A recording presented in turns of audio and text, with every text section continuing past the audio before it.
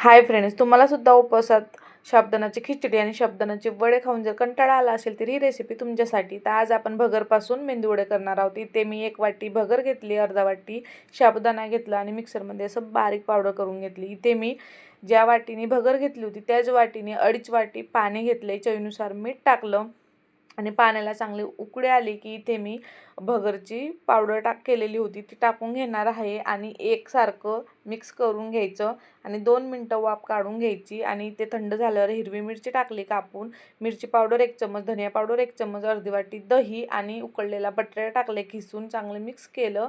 आणि इथे मी शेंगदाण्याचं कूट टाकलंय 2 चम्मच आणि चांगलं एकजीव करून घेतलं. 2 चम्मच तेल टाकलं, तेलामध्ये पण चांगलं पीठ मळून घेतले. तर बघा इथे आपलं कणिक तयार झालेलं आहे. मेंदूवड्याचे आकार देऊन देऊ. हे बघा माझे मेंदूवडे तयार झालेले आहे.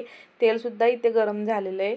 इथे आपण एक एक करून मेंदूवडा सोडूया आणि मध्यम आचेवर चांगले कुरकुरीत मेंदूवडे तळून घेऊया. तर हे बघा आपले एकदम क्रिस्पी मेंदूवडे तयार झालेले आहे. आणि तुम्हाला जर माझी रेसिपी आवडली असेल तर एक लाईक नक्की करा आणि कमेंटमध्ये सांगा की रेसिपी कशी झाली होती.